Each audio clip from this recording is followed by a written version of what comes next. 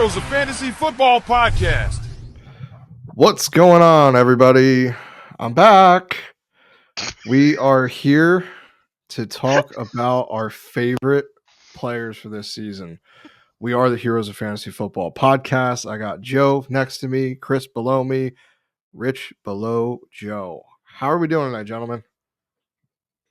I'm doing pretty good. Now I'm elated now that you've announced that you have returned, risen from the embers of the House of Mouse, just to be here with us. I'm so happy. How was Tyreek Hill? He was awesome. You know, I hung Awesome. out with him the entire week. Me, him, and the mouse. We were just chilling. Did you hurt his thumb, Matt? Oh, okay, we got it. Okay, we found the reason. We found An the intense reason. thumb war. Yes, we did. Hey, I mean, just like the podcast, we come to win. Can't help it.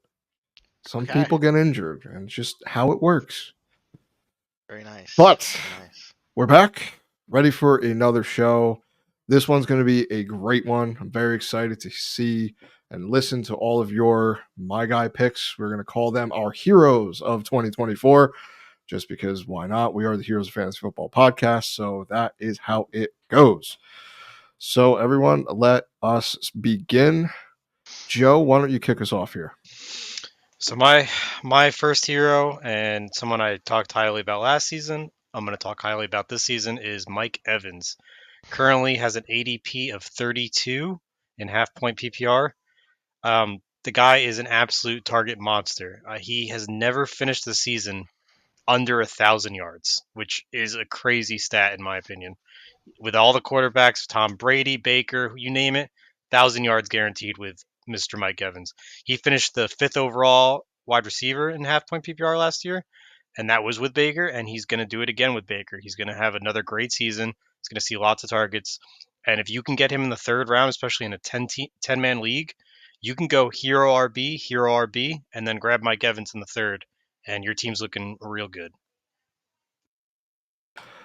I like it. I was the first one last year that basically said it was the end of Mike Evans, and I felt dumb midway through the season.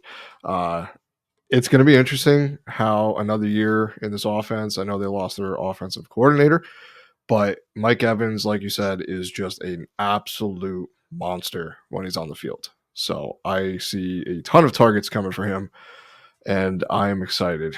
What do you guys think about Mike Evans?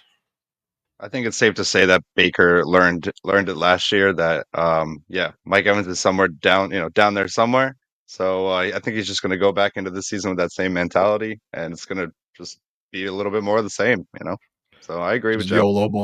YOLO balls to Mike Evans. That works. Yeah, All no, right. I have nothing too much more to add. I think he's solid. Perfect. Well, why don't you give us your first hero of the season, Mr. Felice? I'm so honored. So honored. Yeah, my first hero is Rachaad White at ADP 34. By the time that you get to there in the draft, how I usually like to draft is I like to go somewhere of like first pick wide receiver, second pick is like hopefully a good running back, but like sometimes there's just another wide receiver you have to take depending on like what the next running back is down that line. So after if I'm in the position of which sometimes happens more than not, of two wide receivers, this is like the guy I am more than willing to take. Running backs near this area are James Cook and Joe Mixon. James Cook at ADP 37, Joe Mixon at ADP 43.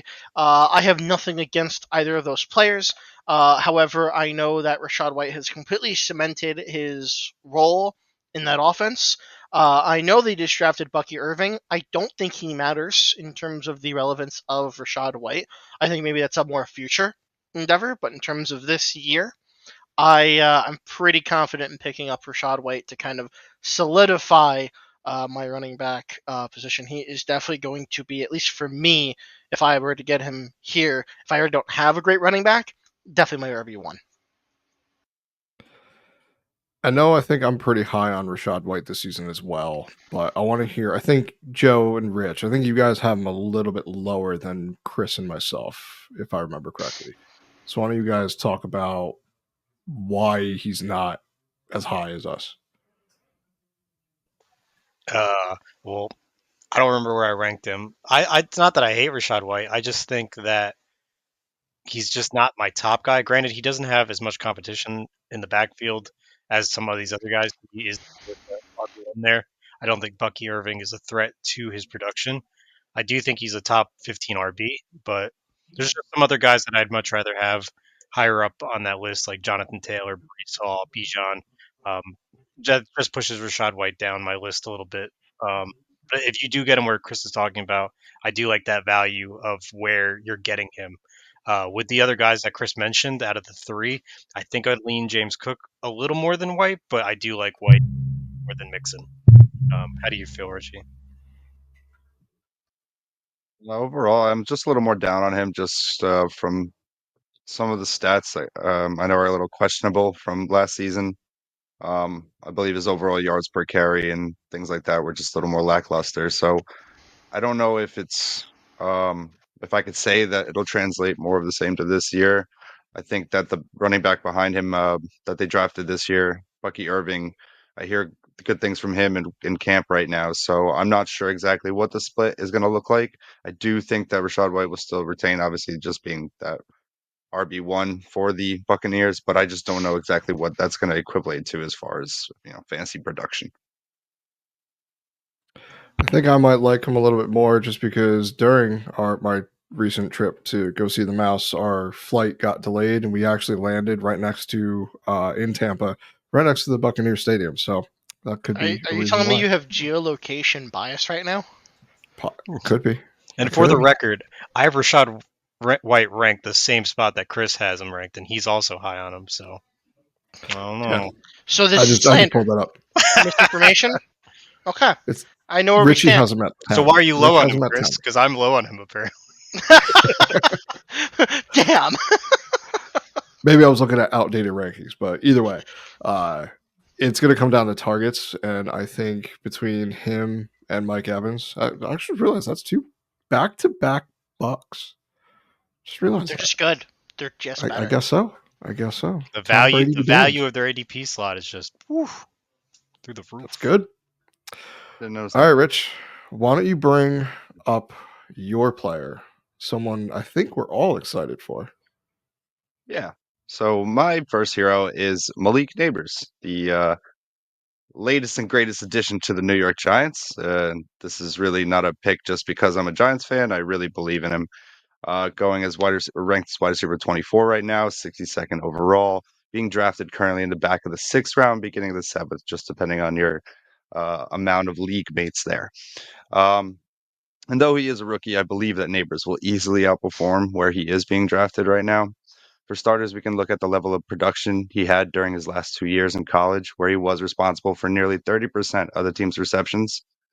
Players with that type of production have higher odds of becoming a true wide receiver 1 for their teams.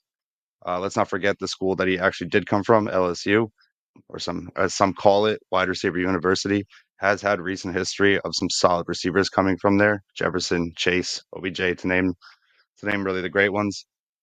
And just looking at where he is right now, getting to where he got drafted, the Giants. It may seem questionable for fantasy production. I do understand that a lot of people are down on the Giants' offense as a whole, but I think that with him stepping in, the Giants have a lot of vacated targets, targets that really didn't matter last season. I think just enough that Malik will come in and draw that to himself as that wide receiver 1. I do think that the combo between him and the bright minds there will be a lot of opportunity for Nabers to prove that he is that alpha athlete, and I think fantasy success will follow with that. So with where he is being drafted, ultimately I do think that he will be a top 20 wide receiver easily, with really some weekly upside for sure. Can I say my thoughts first? Go for it. Yeah. Listen, dynasty perspective, if I could speak, totally agree with you, 100%. Redraft perspective, we both witnessed the Daniel Jones preseason game of 2 interceptions and a pick 6. I don't believe, I don't believe in him at all. At all. Like, I know, I think every single time that we mention like the bad quarterback, but he's also a wide receiver one, right? I feel like that works for almost every quarterback. I don't know if that really works for him. If he gets benched and another quarterback enters in, maybe, but even then, like I don't know. I mean, at his ADP, I guess you're not making too much of a risk here, to be quite honest with you. So maybe I'm over exaggerating this kind of piece a little bit because of where he's actually getting drafted. So maybe I don't need to actually like go into it too much. But I don't know. I wouldn't, at least for this year, I wouldn't want this as my ride or die personally. Sorry. I'm just gonna say if we're gonna like just look at preseason for what should happen, then the Steelers should have won the Super Bowl last year with Kenny Pickett. That is Um, true. That is very true. But we also have a couple of years look back on of Daniel Jones. I'm just saying he really is not he's going to. rusty. He's rusty. He's Okay. rusty. He's He's been rusty rusty. for He years. I'm gonna hasn't rest played my in piece. almost a year. Someone else can go ahead. I've made my piece. With Yeah. go ahead, Joe. Go ahead. I like him. I've seen a lot of the pro analysts talking about how excited they are for him, how they want more shares of him in Dynasty. But even for a redraft perspective, which is what we're talking about, if you're getting him at 50, which is I'm pretty sure where he is, right? Yeah, 50 overall. So you're getting him in the 5th round. So you already have He has him at 62nd overall, actually. I think. 62nd. Oh, the So even later. 100% taking him. I mean, you're Yeah, already I gonna mean have your he's really. you're Oh, already gonna have sorry. your Go 2 ahead. wide receivers. You're already gonna have your 2 running Exactly. backs. You might even have a He's your quarterback by flex. now. He's gonna go right in your flex. He's gonna go in your bye week slot. And if he's popping off like Richie's thinking he will, and I think he might too, the Giants. I don't think the Giants are gonna be good by any means, but Malik Nabers is gonna see those targets, and that's gonna be fantasy points, and you're probably gonna want him in your starting lineup. Yeah, for me, it's talent usually finds a way to present itself, especially for fantasy. And I think all of us, including draft analysts, uh, think he's talented. I mean, he was a top 6 pick for a reason. Like there's a reason he was drafted at the very top of the 2024 draft class. So for me, that's part of it. Also, volume is king in fantasy football, and he is going to get a ton of it because who else is catching the ball there? They got rid of Saquon. That's it. Devin Jaylen Singletary's Hyatt. not taking it. Jalen Hyatt, I mean, That's last it, year was, right? That's the only other. you know, Oh, they also got what's his name, Theo, right? Yeah. Wandale Robinson. Yeah, Wandale. yeah, I How mean, There we how go. disrespectful. it's Yeah, a don't team of don't wide put receiver respect on 2 his and name. 3s. I apologize, but still, I mean, he's dealt with injury in the past too, and I know we were excited about him. As Giants fans, we're just looking for someone to step up, and all Anybody. all I'm signs begging point you. that Nabers is going to be that guy. He's got the draft pedigree. He has the production in college. He's been blowing up in preseason. He looks awesome. He looks the part. It just depends on how they can get him the ball. And I think Brian Dable is a good coach, and he's going to find a way to run this offense through his best players. He did it with Saquon, and Saquon was pretty good. He just was unfortunately the only person on the team, which I guess the same thing can kind of be said about Nabers. But I do think at the wide receiver position, this shot to take, he's being drafted as the back end of the wide receiver 2 group. If he finishes wide receiver 20, that's great. If he finishes wide receiver 25, okay, maybe it's a little bit rough, but you're taking a shot at a guy who has immense upside, even on a bad team. Doesn't happen often, but he's going to get a ton and ton of targets. And I think that's going to keep him one of the safest picks you can make in fantasy because of his floor. Especially in a PPR league, which we're looking at half PPR rankings. Like, that's awesome. I will take that 9 times out of 10. So, Malik Nabers, draft him. You heard it here. But let me dive in here with my guy. Now, I gotta do the dance here. I gotta do a little waddle because I'm talking about Mr. Jaylen Waddle on the Miami Dolphins, currently going as the wide receiver 18, 36th overall at the 3-4 turn. Last year was rough. There's no way around that. It seemed like he dealt with an injury pretty much every third snap. Walking through the games, you always saw Jaylen Waddle's running out to the locker room, or he's on the sideline. Looks like he banged something, and he would come back in and play. He didn't miss many games. He only missed 3 last week. So I'm looking at his historic average with Tyreek Hill running alongside him in this Miami offense. In that time, he averages about 12 and a half PPR fantasy points per game when Tyreek Hill is healthy and Tua is healthy on the same field. With his points per game average last season, if we extrapolate that out for 17 games, he would have finished as the wide receiver 15. Now, injury is the main risk with Jaylen Waddle, but it's really hard to deny that he does have the upside if he could stay healthy for the entire season. That is despite having the pieces like Tyreek Hill, like Raheem Mostert, like Devon Achane, who everyone is enamored with this season as a potential breakout running back. But all of that said, he's still the clear number 2 target on this offense, in which Tua Tagovailoa led the entire NFL in passing yards last season. That's something that people tend to not really bring up. Tua was pretty good. Maybe not great for fantasy, but his wide receivers did pretty well. Now, right now, his draft price is baking in the injury cost. Otherwise, he'd be closer to the top 12. So for me, it's just really hard not to click on his name when I see it sitting in a draft room, because he presents the upside and you're getting him after you get your studs. Maybe you take a onesie position, shore up that. It's really hard for me not to hit his name when at the 3-4 turn. Like if he drops me, I'm taking him every single time without hesitation. But I know some of you guys do not like Jaylen Waddle. So why don't you give the bear case after I gave the bull case? I'll go first.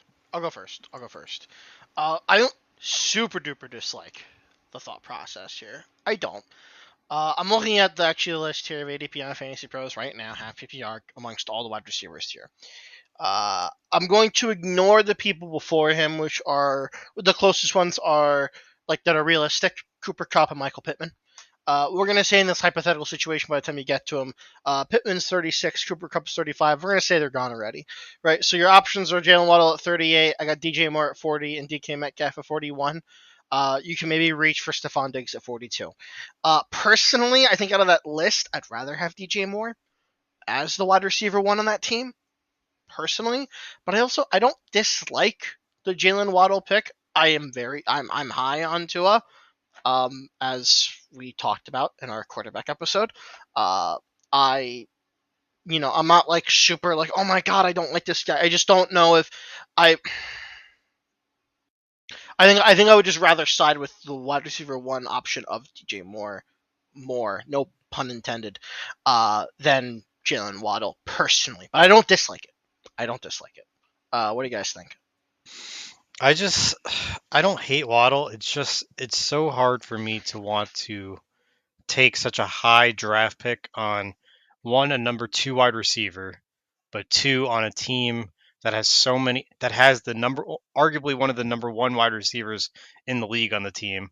I mean, if we look at last year's stats, Tyreek finished number 1 overall for average points per game, which is great for Tyreek Hill, not good for Jaylen Waddle, and I don't think Tyreek's slowing down anytime soon. Waddle finished with 11.6 average points per game with his injury games. That's pretty close to some of these other guys. And then if you look at his ADP for this year, he's kind of he's right around some other guys. He's at 38. He's in front of DJ Moore, who I think I'd rather have. He's in front of DK Metcalf, who I think I'd rather have, and in front of Stephon Diggs, who I also think I'd rather have. So it's not that I hate Jaylen Waddle. I just hate the cost for Jaylen Waddle, if that makes sense. If I was getting him in the late 4th or 5th round, sure. Just like Malik Nabers, he's down there. I'll gladly take the shot at him down there. But when you're spending a 3rd round draft pick on a number 2 wide receiver on a team that has just so many other offensive weapons, that's where I get nervous and I'm out. I just want something more concrete and sure. Waddle will have those big games here and there, but with Tyreek Hill being there, it's hit or miss, and I don't want to take the risk on that in fantasy. Rich, what do you think? I mean, I really don't have much more to add, actually. I mean, I was kind of more on the Matt side, but Joe's made a valid point there about him being, obviously the wide receiver too. Tyreek Hill's a big deal. So, as somebody that's dealt with him last season, um, I want to say there is room for improvement from there. I'm hesitant to want to spend that high of a draft pick on a player like that as well. So that's where I lean. One thing I just want to point out, though, is he did finish as wide receiver 7 back in 2022 with Tyreek Hill on the field. And his stats were similar to what they were last year, just minus he played a full season that year, and last year he didn't. So that's all this is really about, is he has the potential to really beat his ADP, and I'm willing to take the shot at the in as a end of the third, fourth round pick. But that's fine. I'll take him and I'll be okay, or I won't be, and we'll be talking about him as a bust in our recap series. So we shall see. I'm excited to find out. Why don't we go to our second one, Joe? My second one, he's right next to Mike Evans in that ADP. Another big name wide receiver is Cooper Kupp, ADP 35. So you're getting him in that middle of that third round.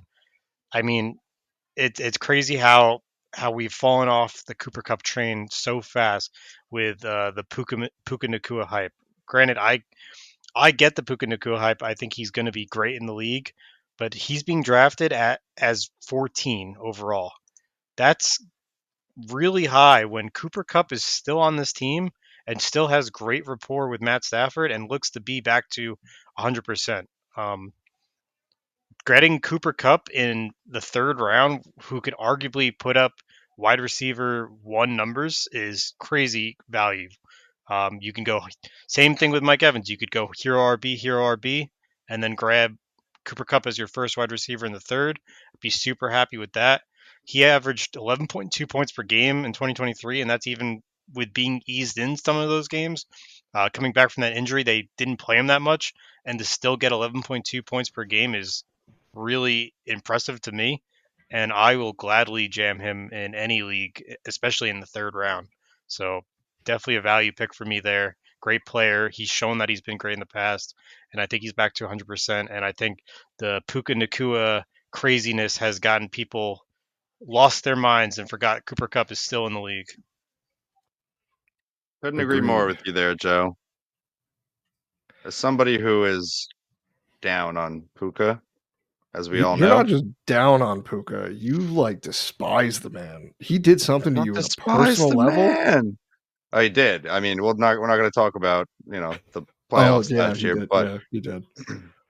but that's besides the point. Chris, yeah, get out of here.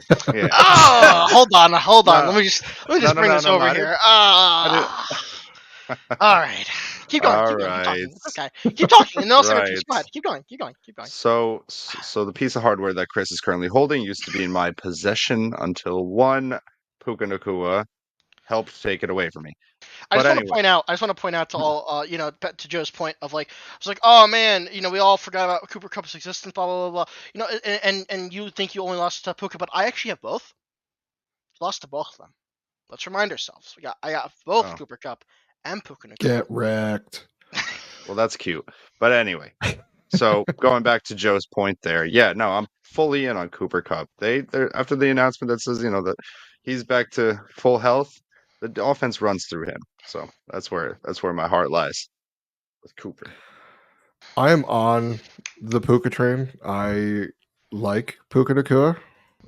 I currently have him ranked. I'm looking now. He is my wide receiver 9 this season. But do you like him at We're pick 14, Matt? 14 overall. 14 overall. 14 overall is where his ADP is on Draft Bros half point PPR. He's someone I'm probably not going to have shares of just because now I love Puka Nacua, but I do like some other guys that are going behind him better. So yeah, I agree. That's why one of the episodes we had earlier this offseason, was we had a question: who do you think is going to have the best value in drafts this year? And my answer was Cooper Kupp, because people, like you said, they just forget about him. He was the Triple Crown winner a couple years ago. He was amazing, and even the year that the season after that, he was still amazing. He only played like 9 games, but his points per game was insane. And then he got injured, and unfortunately, that's what happened last year too. But if he is 100%, there is no reason you should not select his name when you see him in drafts, because you're taking a shot. He's probably not going to be the Triple Crown winner. I think we all agree that is probably outside of what can happen at this point with his age and everything. But can he still be a week in, week out wide receiver 2 for your fantasy roster with week winning upside? Of course he is, because it's Cooper Kupp. And that offense is going to be good. Now, a lot of it, the risk is baked in a little bit with Matthew Stafford. If he goes down, then I don't know if we feel the same way, but it's enough of a shot to take. And he's going late enough that you can fill your roster afterwards with other guys that help you bolster a more balanced team. So I love the Cooper Kupp pick, and I can't wait to draft him this year if I'm lucky enough. I want to just add in really fast, because I know many people will be drafting on ESPN Fantasy. And I also believe in half PPR. I think he's actually going higher than pick 14. I actually think he's like pick 10, which is like first round draft material. I know he's like pick 6 or pick 5 in full PPR at the current moment. I just want to say that I'm not doing it personally in redraft. That's way too much of a risk. I completely agree.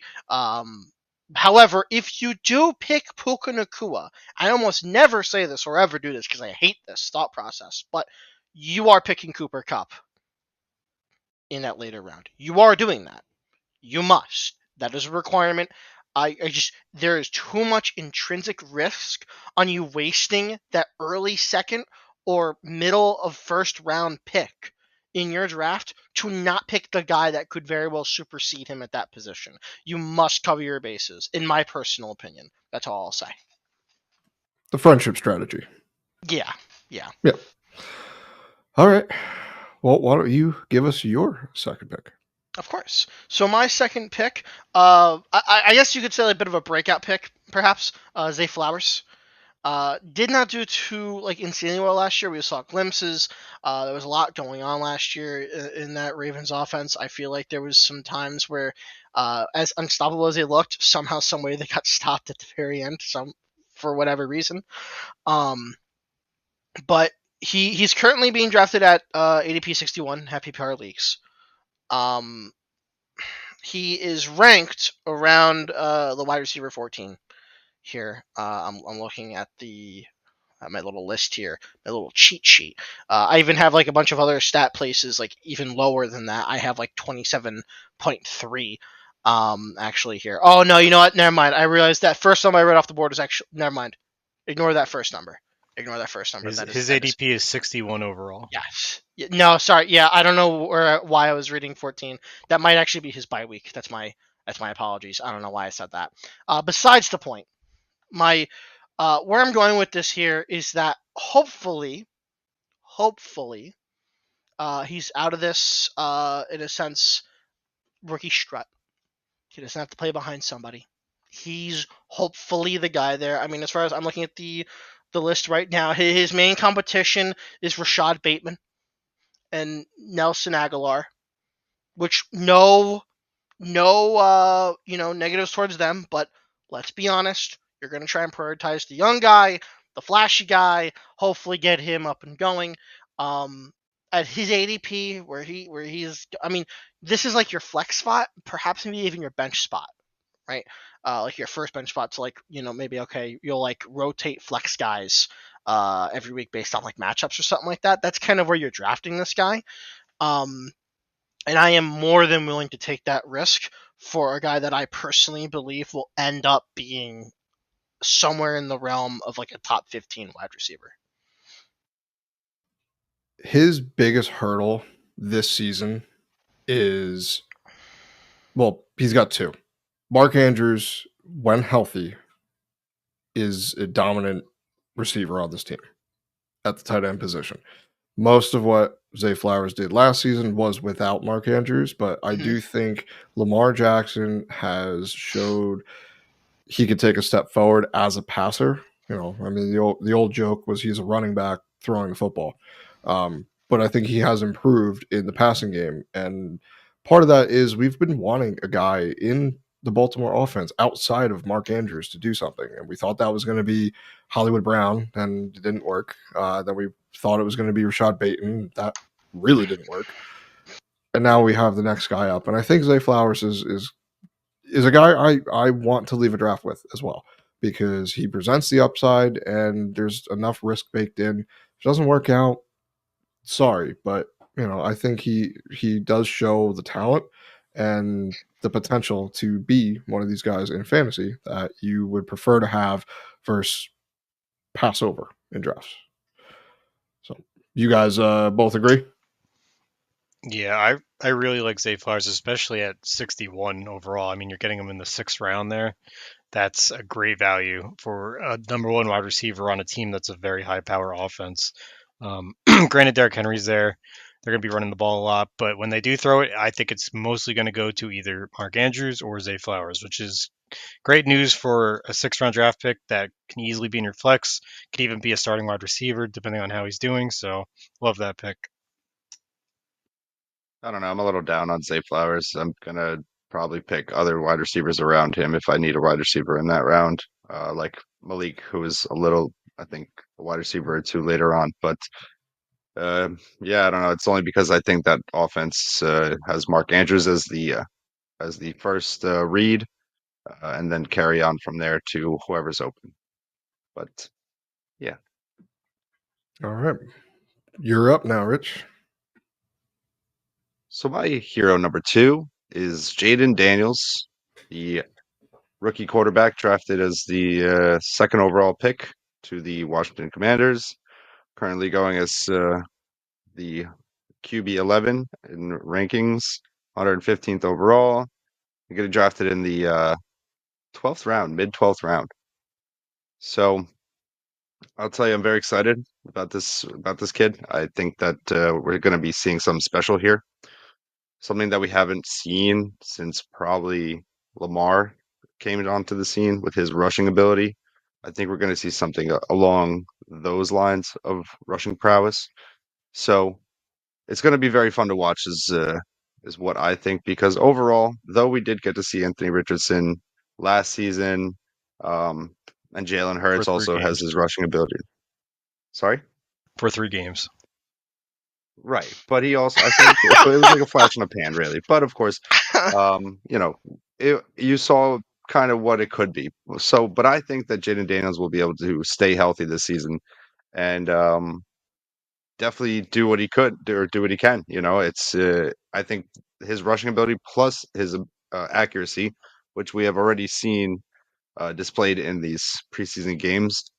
I think he's more NFL ready and definitely going to step into it with a little more of a sureness than I think Anthony Richardson did last year. So um, I definitely think that it's going to be overall a great offense. There are weapons over there, you know, like Terry McLaurin, Jahan Dotson.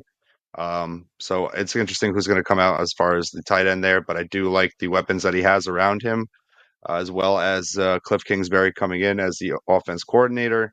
We have seen have him had success with Kyler, who is a player that I believe has similar skill sets to Daniels. So I mean, for where he's getting drafted, I could see myself taking him just, you know, if not my kicking my quarterback to the end position and trying to take a shot on him, or just having him as a backup in case the pick that I pick is not so sure, like a Jared Goff or a Matt Stafford. No, that's fair. I'm never. I mean, I've said this many times before. I have nothing, nothing against it. I usually don't like to trust rookie quarterbacks, any. of them in the redraft scenario. I'll probably rather be going for the Jared Goff. A little bit later, I have like Trevor Lawrence at 120, Justin Herbert at 122, Baker Mayfield 156. I mean, not that I want to go for Baker Mayfield specifically. Personally, I think I'd rather have the Justin Herbert, Trevor Lawrence, or Tua Jared Goff angle. I think those are like the four that I would rather have in my quarterback slot. But like, I'm not a huge fan of rookie quarterbacks. I've said that many times before, so that's basically about it. I have nothing against it. If that's where you want to go with it, I think he'll do fine. Just in my head, I'm like, if I'm taking risks, I'd rather take them other places and not my quarterback. And that's where I'm at. Joe, what do you think? I'm actually kind of in a similar mindset of Chris. He is the 12th overall running quarterback in half point PPR, which is kind of crazy to me that he's already above Jared Goff and Tua, which we know are good, and Caleb and Jayden Daniels are right there above these two guys. Like, they haven't played a single NFL snap. It's just all projection. I'd much rather, if I'm going to take a shot on a rookie quarterback, I'd much rather take my shot at Bo Nix, who's down there at quarterback 23, pick 205 overall, because that's like tail end of the draft. Grab him as my QB2, maybe a third quarterback, just to see if he does as well as everyone's projecting him to do. Just I do like Jayden Daniels, and all the points Richie said I do agree with. It's just his price tag for me at 103 overall. Quarterback 12 is just a little high for me for a rookie quarterback, but that's just how I'm thinking. Like the player, don't like the price tag. Gotcha. Well, I'm gonna transition to my guy here because you named a couple points. So the first thing I want to say about Jayden Daniels is he does have the rushing upside, and one of the stats I gave in a previous episode was once you hit if you rushed 800 or more yards, you're immediately atop. The lowest you finish is QB8. That's just how it's been for eternity. And he does, I think, have that upside because we saw it in college, but with my guy here, I'm actually going to go with Kyler Murray as my hero of the season. So he's currently going as the QB8, 74th overall, right around the 6-7 turn.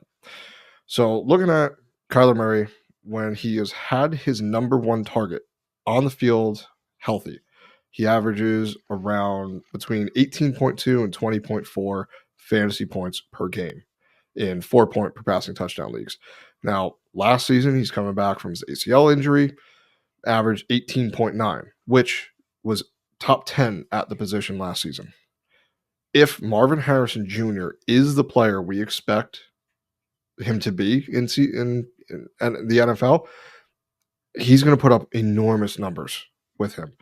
He also has Trey McBride, who I am in love with on in fantasy. Michael Wilson, who is another, couldn't get through an episode without a guy that I really like to talk about. Michael Wilson was very good last season. He has decent weapons out of the backfield as well, in James Conner and Trey Benson. All of this elevates his floor as a passer. Now, speaking about floor, he's a mobile quarterback. He also averages about 38 rushing yards per game over his career. Last season, he averaged 34 coming off the ACL tear. Now, in comparison, we have Lamar at 63 per game, Jalen Hurts at 50, Josh Allen at 42.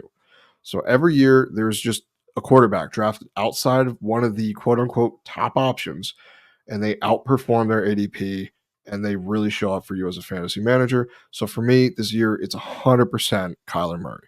Now, if you followed this show for any bit of time, even just an episode, you know how much I absolutely adore Anthony Richardson this season.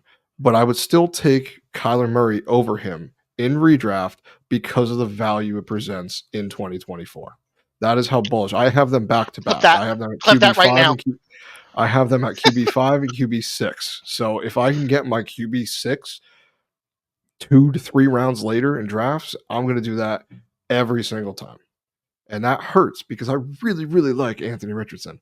So what do you guys think about Kyler? I know, Joe, you have him in Dynasty, and you have to be very excited for him this year. I might be a little biased because I have had Kyler since the dawn of creation of the fantasy league. But One thing in terms of redraft that I'm really excited for is that Kyler does have that ceiling, which he could do really well, and like I just said before, it's that price tag. So right after Joe Burrow's being taken at 61 overall, and then right after that at 71, 72 is Jordan Love and Kyler Murray, and I love that price tag for a quarterback.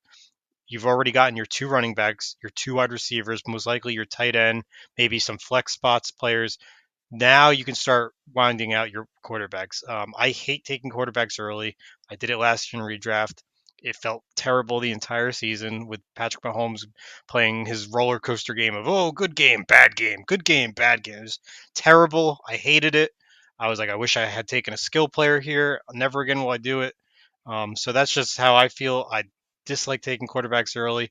And quarterbacks in the 6th, 7th, 8th round, I'm all for, and that's right where Kyler Murray's ADP is falling. So I'm super excited for that, and I'm super excited for his potential this year with Trey McBride, Michael Wilson, and Mr. Marvin Harrison Jr. Yeah, personally, right, this would be the first round that I'm looking at a quarterback anyway to draft. And it's definitely up in the air personally for me between Jordan Love and Kyler Murray, going Jordan Love at 71, Kyler Murray at 72, respectively, in this ADP list here. The really all your, if I could speak, the only other like notable players I'd be like even thinking about here after the ADP is like, I don't know, maybe like Jayden Reed. That's like if I wanted to reach like Zach Moss or Xavier Worthy, but I think this is a very sensible pick. Unless you wanted to take Evan Ingram, I suppose, and solidify your tight end spot. But I don't know if he's gonna have that proficiency. Perhaps, but we've had those discussions already.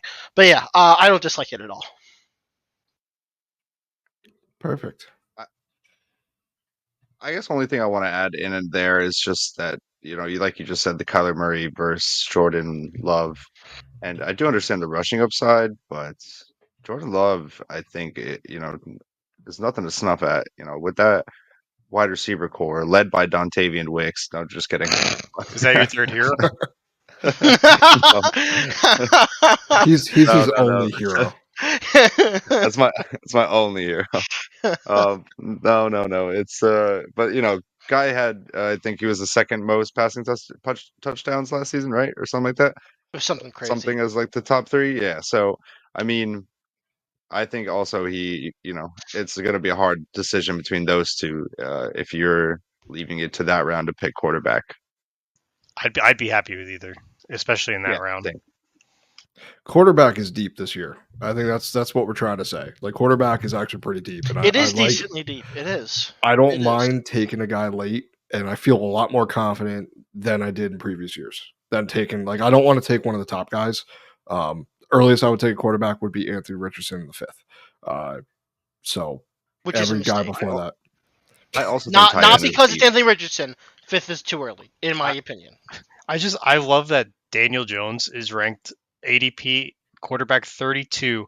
He's below both Russell Wilson and Justin Fields, and both of them aren't even. One of them isn't starting, but they're still above Daniel Jones. That's actually kind of hysterical. I'm not gonna lie. We'll move on. That's so awesome. Moving on. All right, let's round this out here. We got one guy each left to go. This will be a little bit of a longer episode, but thank you for sticking with us. We got a lot to talk about, so these are really good discussions to have right before draft season. So, Joe, let's kick off. We're on the back 9. Yeah, and I know my first 2 guys were wide receivers in the 3rd round, so I'm gonna stick wide receiver, but I'm going all the way down the chart. My next pick is Khalil Shakir on the Buffalo Bills. His ADP in half point PPR is 130 overall, which is crazy to me because you're getting arguably he might be the number 1 wide receiver on the Bills, if not the number 2 behind Keon Coleman, on an offense with Josh Allen, who I don't know if you know him, he's pretty good at football, and you're getting him at pick 130. That screams value to me. Even if he doesn't work out, you're spending a late pick on him. No harm, no foul. But if it does work out, you just got a top tier wide receiver at the tail end of the draft for on one of the best offenses in the NFL. Love this pick. Khalil Shakir, he did well with Stephon Diggs, but now with Diggs gone, I think he has that shot to take that wide receiver spot. I'm slamming this pick in as many drafts as I can get him. Great value, great player on a great offense. We are in lockstep because I love Khalil Shakir this year. He's the Bills wide receiver I want. I don't want Keon Coleman. I've heard enough. I could be wrong. I could have egg in my face at the end of the season because he could be the guy, but I'm willing to put my money on Khalil Shakir being that guy because he's the only person on that offense right now that is sticking with the same offense. You know, he knows the system. And I think that's going to be Josh Allen knows him. And the fact that we're drafting these guys so far down in drafts, but we still have Josh Allen potentially as a quarterback one. I know his rushing carries him a lot, but something doesn't make sense. It doesn't add up to me that the wide receivers are so low, but he's still the guy we want in fantasy. That's why going back to our quarterback discussion was it's deep. I'd prefer to have the later guys because I don't see it working out as well for him this season. So Khalil Shakir, I know I'm looking. We have our wide receiver rankings episode coming up, so stay tuned for that. But I'm looking at our consensus. He's our wide receiver 29. I am at 26. Joe and Chris have him at 14, and Rich, man, another one. You're with ADP. You have him down at 53, which I'm assuming you just don't like the man. But we'll see.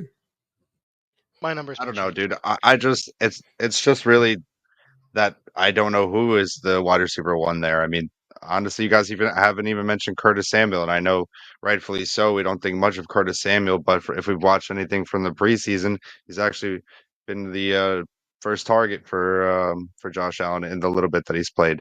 So he is going to come in and take away targets as well. So really, what I just want to chime in and say on that piece is at the end of drafts, I am taking myself a Bills receiver, whether it be Khalil, whether it be Keon, or whether it be Curtis Samuel. I just want to take one, take a shot on one, and if it doesn't work out, I could drop it and keep on moving on. I Fair agree. enough. Yeah, I mean, like their ADP is so low that like, why not? Like, oh no, ADP 130. Whatever will I do? Like you're like those are like your last picks in the draft. They don't fully Right. matter, and in this scenario, this one might actually matter. Like this is an Right. actual gamble that could turn out to be okay. I truthfully believe One a should 33% hit. chance, 100%, 33% chance. Why not Right. take it? Yeah. Yeah, I'd put the odds on Shakir. He'd be a heavy favorite for me. So I know me and Joe and Chris are on that train. So, all right, Chris, why don't you give your third and final hero? So before I say my third and final hero, I just want to say that for any realistic people out there that don't want to take risks like this, I don't blame you. But because I do, and I'm a sadist, my my last one is Jonathan Brooks. Now I understand the sort of questionable turbulence with this decision. ADP 89. We're not entirely sure how long he's going to sit out for. I mean, I've heard a couple weeks. I've heard up to week 4. Earlier on, you heard, oh, he'll be ready by the start of the season, which we should have all known that was not really going to happen.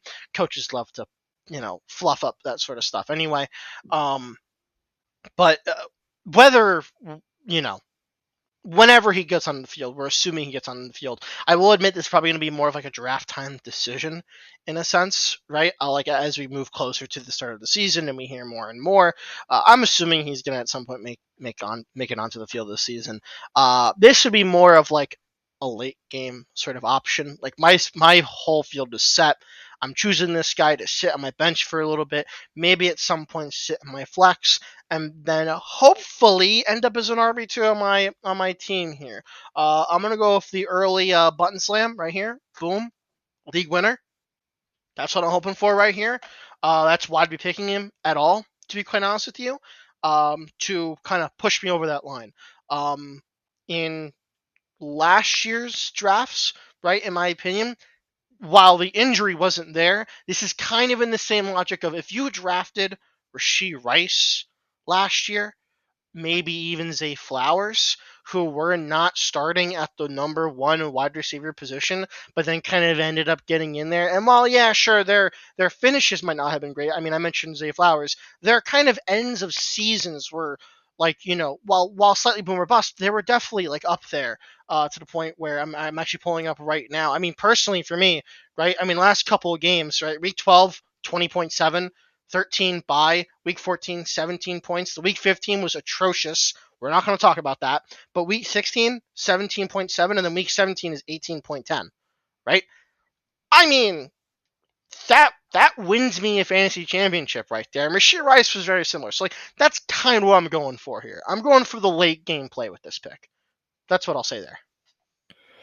You need to be patient with Jonathan Brooks. This is a pick. I agree with taking the shot on him because if he starts on PUP, which I think everyone expects him to be, he's going to miss the first 6 weeks of the season. But for those of you lucky enough to play in IR slot leagues, you throw him in there, you get to pick another player on waivers and hold him for 6 weeks and then take another shot. So I really, really like the strategy, and it's something I typically try to do. If the value is there, which I think it could be with him.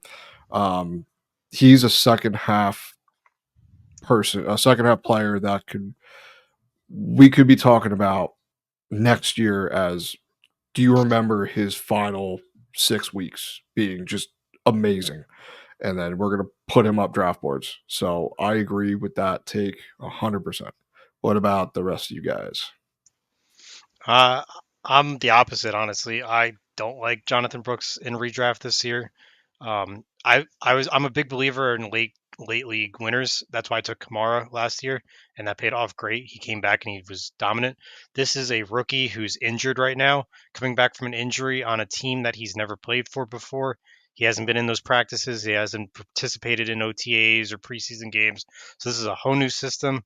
Um, right around his ADP, you can also get Brian Robinson Jr., who I'd much rather have. You can even get Trey Benson, who could be seeing some touches from. You can get Gus Edwards, who's arguably the lead running back for the Chargers, and Ezekiel Elliott. So I'd rather any of those guys over Jonathan Brooks. I'm just coping. I got the laugh. Let's go. I'm coping. I do think Gus Edwards will start. I'm hoping that. Yes, we got there, baby. I do hope Dobbins makes some sort of comeback, but that's besides the point. I'd rather have these guys over Jonathan Brooks, the unknown rookie who's hurt, who's coming off an injury, who hasn't played. I'd much rather Brian Robinson, Gus Edwards. These guys are league winners in their own right. We know that they're good. They're starters on their teams, and they're going to play for you the entire season. Not saying that taking a running back like say Kamara last year that was suspended, came back and then won leagues. That's a different story. We know Kamara was good. He was just suspended. We knew he was healthy. This is a totally different ball game. Players hurt, hasn't played with the team, rookie, hasn't even played in the NFL before. It's a no. I love him for dynasty, but for redraft, I'm avoiding him. What do you think, Rich? Oh yeah, I agree with you that Chris is wrong. You know, It is what it is. No. It's fine. it is what it is. No, yeah, Joe summed it up. He said it nicely. It's all of those things combined that have me not picking Jonathan Brooks. No, thank you. It's all right, Chris. You and me will win our leagues, and we can just I'll win. You know, so, yeah. We can just Yeah. Good luck. Oh, it's funny. Carrying on, I'll do my guy now. My last of my three, and seeing as we, Yeah, you know yeah, it, baby. No, it is Rashee Rice, wide receiver 33 right now in the rankings, 89th overall. Back of the 8th round is where you are getting him. And a lot of this pick really has to do, or a lot of my pick with him, it just comes down to where he's being drafted right now. I love it. The suspension that everybody is so concerned about is going to, I mean, it is the sole reason why he is being drafted down here, I feel like, and that's great. I mean, but it's silly. The league, they're going to wait for legal proceedings to carry out before making any decision, and the season starts in 2 weeks. So I'm not scared. and I'll definitely be drafting him everywhere I can at that price. As Chris kind of mentioned before with Zay Flowers and Rashee Rice when he was saying that, um, the thing about Rashee Rice versus Zay Flowers is that Rashee Rice did become the featured number one wide receiver by the end of the season, where Zay Flowers I still feel like is a little questionable. Rashee Rice was being targeted on about 25% of his routes, overtaking Kelsey after their bye week in week 9. He was a top 12 wide receiver from then on out and became the number one option for Patrick Mahomes, who I don't know if you know the guy, but he's really good. That being said, this team this year, I am up on the Chiefs. I do think that even though obviously the Chiefs have a great offense, they had a lackluster year last year. For those that had Patrick Mahomes, like Joe, I believe I remember being upset a few times. Mahomes definitely had a couple of games that just weren't Mahomes like. This year, I think we see a bounce back. I think Rashee definitely will be that option. I think he's going to take it more over than Kelsey, and we're going to have a great year from Rashee Rice, and especially at that price, I love it. Now, lastly, I just want to add in that I mean that suspension could come about halfway through the season, but we don't know that for now. There's nothing really being said. And for now, I mean, you're going to need a stud wide receiver to carry you into the halfway into the season mark anyway. So I'll take him. Go ahead. It's for me. It's just the potential for the suspension that's keeping me kind of at bay. But like you said, I mean, you kind of want someone that has that upside, and in the 8th round, it's a good shot to take. I'm just more out on him as of right now, just because of the moves they've made, and I think Kelsey comes back to form this season a little bit more. So, but I do see the allure, and I do think Rashee Rice is an excellent NFL wide receiver, and catching passes from Patrick Mahomes sure doesn't hurt. So, I mean, I can be talked into it. I think Mahomes can support, Kelsey and a wide receiver as well. He has the potential. He's one of those quarterbacks that could definitely do so. He's done it in the past. I feel like he can support 3 like premier targets, Yeah. in my personal opinion. Like it doesn't have to stop at just 2. I will say someone can totally like jump in. By the way, have they ever actually like? So I don't. There's no way he's getting suspended before the season starts. We can cross it. That's not happening. In terms of a suspension coming in during the season, has that actually ever happened? Like legal proceedings happen, and that like, can anyone name a player that happened to? Zeke Wait, had that where he had it was like mid season. He got like a 3-game suspension. gotcha. That was the last one I think I remember Does though. anyone know Usually when it's at the beginning or the end. anyone know when the court date's supposed to be? At all? No, not off That the I'm top of my not head. sure. Oh, okay. Um. You guys talk, I'll look. Okay. Sure. Yeah. I'll say that depending on when the court date is honestly like when I would like look at this, in a Yeah. sense, because that's truthfully like what will kind of be the determining factor. If he plays the whole season, I don't see why you wouldn't take this risk here.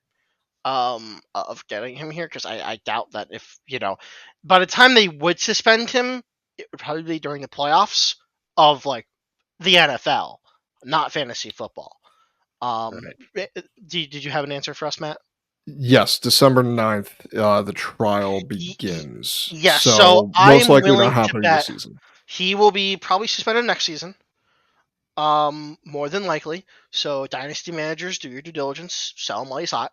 But if you want, but in the frame of redraft, right, and you're looking for the guy, and you really want to like, I mean, he's probably going to be the wide receiver 1, at least 2. Worthy probably ends up as number 3. Hollywood Brown is obviously shuffled in there between 1 or 2. Whatever happens there, I'm not really sure. Clearly, the Chiefs have thought about, um, you know, if they'll lose Rashee Rice, but I have a feeling that they'll utilize him while they can. But yeah, that's enough for me. I'm back in. Rashee Rice all the way. Woo! What do you think, Joe? He's not getting suspended this year. I doubt it. Yeah, I don't mind taking a shot on any player, especially outside the top 6 rounds, because if you think about it realistically, the top 4 rounds you're taking your 2 wide receivers, running backs. Some crazy people might take their quarterback, but then they'll get their last skill player in the 5th round. 6th round is probably the skill, your flex spot, your 3rd running back or wide receiver, and then you could start taking shots on guys, and that's kind of where Rashee Rice falls at ADP 78. I love the value for him, even with the suspension, even if you have him for half the season, it's still, I think, worth it for those games where he is doing well. At that price tag, sure, sign me up. We named a couple guys on this show that they're going in the area where you can easily win your league at that point because of the shot. Like some of these guys are going to hit, and if they hit where we think they're going to hit, you just got a top guy in the end of your draft that completely changed the outlook of your team. So definitely, like, this is the area you want to focus on. These pay really close attention to these guys in this area. That's why I think we all like the wide receivers that are falling to this area because of the potential upside they have. So my guy here, I'm going to jump in for our final hero for 2024 is going to be Nico Collins. Currently drafted at the wide receiver 14, 29th overall. Mid to late 3rd round is where I'm seeing him most. So we're going to start with CJ Stroud here. Awesome rookie year. He's a 2nd-year player that a lot of people, fantasy analysts and football analysts and people that like watching football are planting their flag on, saying that dude's good. He's going to be really good in his sophomore season, which is something we do typically see with quarterbacks. In their sophomore year, they do see a significant increase in production. They're more comfortable. Teams are building around them a little bit better. So now to Nico Collins. Looking last year, heading into the 2023 season, it looked real bleak. I was one of those. I traded him before the season, and I feel stupid.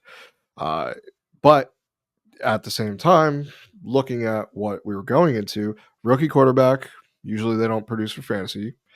Never really broke out. He had some flashes, but nothing crazy. And it was a projected bottom 5 offense. We expect them to have like the 1 or 2 or maybe 3rd overall NFL draft pick this season. And well, that didn't really happen because they were good. So looking at just him as a wide receiver, he absolutely crushed in man coverage last season with a 4.24 yards per route run rate, which was 3rd amongst qualifying wide receivers in 2023. He also did really well against zone with a 2.78 yards per route run, which was 10th among qualifying wide receivers in 2023. Now, most of the NFL defenses are switching to running a zone defense, and if you got a guy that's consistently open and beating that, that is a recipe for success. Now, looking at this season, the Texans did add Stephon Diggs, who I'm out on. I know some of you guys like him, but I am completely out. Joe Mixon, who I am also out on. The only real competition I see is Tank Dell, who, yes, he's an absolute monster in his own right. But despite the competition there is, I think CJ Stroud can support 2 alphas in this offense. And for me, it's Nico Collins as the number 1. And that's just a bet I'm willing to take. I have him at my wide receiver 9 in fantasy because I think he's really, really good. Actually, no, he's 8 now because I updated my rankings. So he is my wide receiver 8. And I think he's going to be very successful heading into year 2 of a CJ Stroud led Texans offense. So you guys got cold water for Nico Collins? I'll jump in really fast because I've already given my thoughts in here and they truthfully have not changed. When we talked about which wide receiver would you rather have, the Nico Collins, Stephon Diggs, or Tank Dell, I said that if you put a gun to my head and you forced me to choose one, I think I would have chosen Nico Collins, but I'm avoiding all 3 of them. I just don't feel like having to guess and choose who's going to be the wide receiver 1 in any given week or whatever. I wasn't like a huge fan of it when I kind of like, in fairness, I chose a late round pick of Antonio Brown when it was the Mike Evans, Chris Godwin, Antonio Brown era of like when Tom Brady was there. That was a little more acceptable, but in this scenario here where at ADP, 29, 28. I just would rather not do that and just pick someone else. I don't think it's like bad if you want to take the risk on it there at all, but I just would rather not get anywhere in between that and end up losing that value on that pick. That's where I stand. Yeah, I'm kind of with Chris here. I don't know how you can just say forget Stephon Diggs, who was the number 10 wide receiver overall last year. I don't know how that just goes out of your mind, man. You're like, yeah, forget Stephon Diggs. He was just the number 10 overall, averaged 13 points per game wide receiver. Forget What did about he him. do at the end of last season? They phased him out of that Bills offense. They phased him out. They said we were throwing to you way too much. So I'm at the point where, yes, But he's not Stephon on Diggs the is going to Bills help CJ offense, man. Stroud. He's on the Texans offense. I So we know. don't know what's going to be like. So I think that's what Chris saying, and that's how I kind of agree with him. Also, how dare you disrespect Joe Mixon like that? I completely agree. I actually think Joe Um, Mixon's the most stable guy besides CJ Stroud, by the way. Just want to put that in there. He most definitely is. But I got to defend my guy. Moving on. I don't know who's going to be the top wide receiver in Houston. I do love Nico Collins. He's very talented. He's a great wide receiver. So is Stephon Diggs. So is Tank Dell. That's that's a good problem to have for a football team. Terrible problem to have when you're trying to play fantasy football. Who's going to get the ball? I don't know. I'm guessing Somebody. along with you. But am I going to take my number 2 overall fantasy draft pick and spend it on a player that I don't know is going to be the top dog there? Absolutely not. I'm going to take a more solid option on a team who's cemented as the number 1 guaranteed, like Mike Evans or Drake London or Chris Olave, and be very much happier. Michael Pittman is Even 32. Michael Pittman. Yeah. And anyone that's not in this smorgasbord of crazy talent, sign me up. But the ADP being in the end of the second round for a player that could be the wide receiver 2, 3, depending on where Stroud's throwing the ball, I'm out. Richie. Joe Mixon was top 12 in receiving yards and top 11 in receptions last season. Oh, yikes! So let's Yikes! not count him out. But anyway, I'm just gonna say that I agree with the men that is above me and to my other side here. Just like I'm viewing it in a lens where, just as I said, I was taking the shot on any one of the 3 Bills wide receivers. I'm not taking a shot on any of the Texans wide receivers because they're too high of priced, no matter which one they are. So I'm out. That's fun. I'm just going to point out, because you brought up Joe Mixon and you had to bring that into it. Now the gloves are off, buddy. Looking at our consensus rankings right here, and I am at 18, and I'm higher than you are. So Do you want to know the reason why? what's going on? Are you sure you want to open that can of worms? Well, no, with Rich, he's got him at 20. I got him at 18. Where's those Okay. 2 spots? Where do I Where's have those him 2 at? spots? Oh, Who actually, do I think have at 20? He might be in my. You top have 12. Joe Mixon Oh, well, at I 20. was just saying as a top 12 guy as far as his receptions. I wasn't saying where I had him. Just point out. Just I mean, well, leave it there. with 3 top 3, wide receivers, he is the 4th guy on the totem pole there. Yeah, he's going to be a top 20 guy. What do you want? Well, either way, those are our heroes for 2024 season, guys. We are trying not to leave our drafts without. So we want to hear from everyone who listened. We want to drop a comment below with guys that you agree with, guys you disagree with. We also want to know, who are you not leaving a draft without, because it's getting close. Fantasy season is right around the corner. We have a guillotine draft on Sunday. It's there. It's here. Our first fantasy draft. Joined by that guy. I'm going to need you guys to forget these picks by Sunday. Thank you. Yeah, we'll see. We'll see how it goes. And then we are going to be doing something fun for our draft I think we're doing it on September 1st. I believe we're making a big event out of it. So we're going to try to do some fun, special things for all the viewers and listeners. So definitely stay tuned for that. If you want to join, us on our journey here, come check us out on YouTube at youtube.com/@theheroesff. You can follow the show on X @theheroesff as well. We're on Apple, Spotify, basically anywhere you get podcasts, you will see us there. Check out our TikTok at the Heroes of Fantasy. I think that's pretty much everything. So glad you were here to join us with this, and we will see you all on the next show. Enjoy the rest of your day, and see you later. See you around. Bon voyage. Thank you again for tuning in to another episode of the Heroes of Fantasy Football podcast. Follow us on Twitter at the Heroes FF.